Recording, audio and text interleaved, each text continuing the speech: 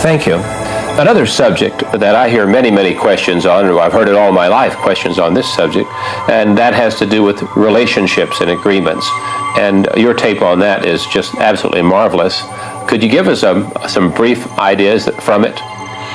You have come forth primarily to be creator. In other words, to set forth your thought and emotion in order to draw unto you. But as you have noticed, you are here in a dimension, in a time, in a place that you are sharing with many other physical beings, and that is because you are wanting also to be co-creator. Now, the thing about most relationships that keeps them from working in magnificent fashion is that you do not understand that you are first and foremost individual creator, and sometimes upon some topics you are co-creator. And so often as you come together in a relationship, you smother the freedom that is essential to your being by expecting the other to now think exactly as you do, want exactly as you do, be exactly as you are upon all subjects. And because you are a freedom-seeking being, then you cannot tolerate that sort of suppression of your freedom. Most relationships are better in the beginning than they are later, because in the beginning you are focused upon what you are wanting to see, and by law of attraction you are soliciting more of that from one another. But as time goes by, because most do not understand the power of law of attraction, they begin to look also for things that they do not want, and they begin to solicit more and more and more of those forth. Some relationships have been created out of a wanting for companionship, but the clear intention, or all of the things that are wanted, have not been clearly stated or clearly recognized.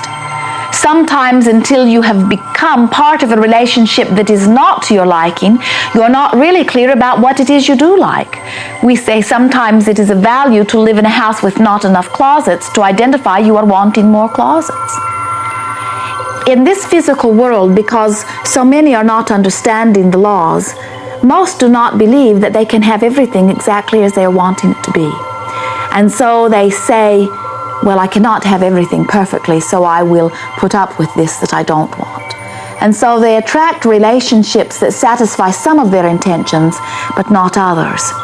Later only to discover that those other intentions were very important to them, and the lack of having them satisfied leaves them feeling empty.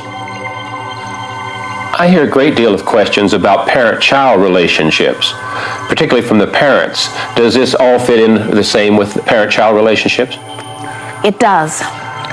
Relationships, whether they are the relationship of parent and child, mates coming together, employee, employer, student, teacher, it matters not. The coming together of two creators or two or more creators is what co-creating is.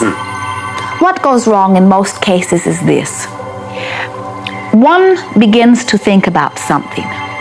It starts with a little subtle thought. And then by law of attraction, the thought gets larger and larger and larger until there is a sort of emotional release about it. Literally a launching of creation. And so then you go to your partner, whether it is your child or your employee or your mate, and you say, I have a great idea. And you begin to express your idea to the other, and you say, and this is your part. And usually the other is not excited about it in the way that you are, because the other has not been part of the launching of the creation. They came into it later.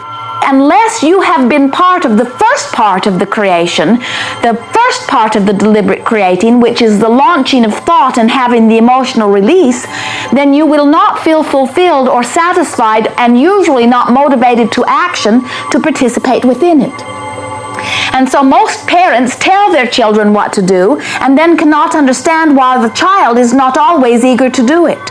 Now sometimes the desire for harmony or the desire for approval is strong enough that the other one will do whatever the other one wants them to do, even if they have not been part of the inspiring launching of the creation.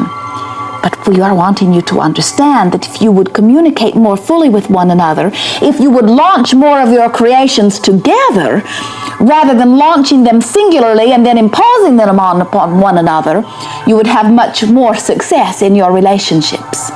Wanting is the beginning of all deliberate creating, and if the other has not been inspired to want it, they will never participate in joy.